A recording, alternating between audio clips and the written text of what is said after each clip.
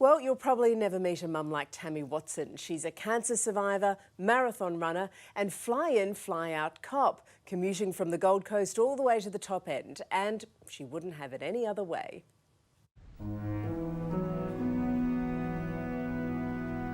The last frontier, the land of opportunity.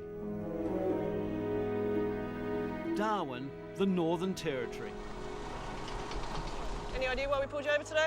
It's here where you'll find a pint-sized keeper of the peace. One's incarcerated, so we know it's the other one.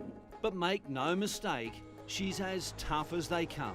I think every member of the Blue family, Australia-wide, worldwide, has a tough job. And then go to the right. Senior Constable Tammy Watson. I saw an ad in the newspaper for Northern Territory Police and basically said, yep, I'm going to do that. And here I am still. That was 15 years ago. I get a real buzz out of helping people, whether it be on their worst day of their life or their best day of their life. It's rewarding, and it can be draining, it can be horrible on some days, but at the end of the day, you know that you've done something worthwhile. And we just isolated power. Yep. That's basically it. Nothing to see. Yep, everything's just back to normal. They'll get a contractor in. I'm going to ask you, how much do you love wearing that uniform? Honestly, I do. I love it. Don't want to do anything else. Even if that means having to put up with possibly Australia's longest work commute. Most would look at a 3,500 kilometre commute as daunting, if not impossible. But Tammy Watson wouldn't have it any other way. From arrests in remote island communities to patrolling Darwin's CBD, 8-day shifts can blow out to 3 weeks. But Tammy Watson feels right at home. High five, ready, whoop, and woohoo! But home is actually on Queensland's Gold Coast. After catching the red-eye from Darwin and then a train from Brisbane, this is what it's all about. It's a 4-hour flight. I get a couple hours sleep on the plane, come to work, do my shifts, and I jump back and get time with my family, and I get quality time with my family, so I think it balances out. Locking up crooks, making school lunches, Tammy takes it all in her stride. How hard is it for you to be away from your kids for sometimes up to 3 weeks at a time? At first, it was a bit tricky, particularly when they'd cry or be upset that I was going. Sometimes I'd have to leave at night time so that I didn't have to face that. But Tammy Watson's story is not all cops, robbers and school runs. The 36-year-old has faced more hurdles than anyone should have to confront in a lifetime.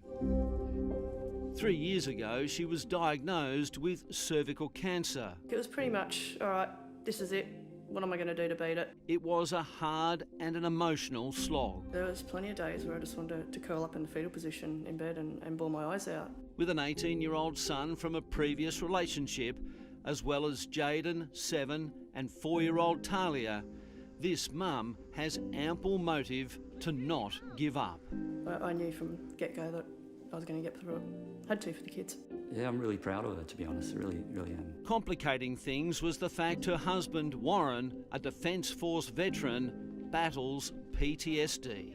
It's never a perfect world, and so you will have all your ups and downs, and it's about supporting one another. With anyone with a clinical depressive disorder, you are going to have days that are great, you're going to have days that are not great. We have more good ones than bad ones, but that's just the reality of what happens.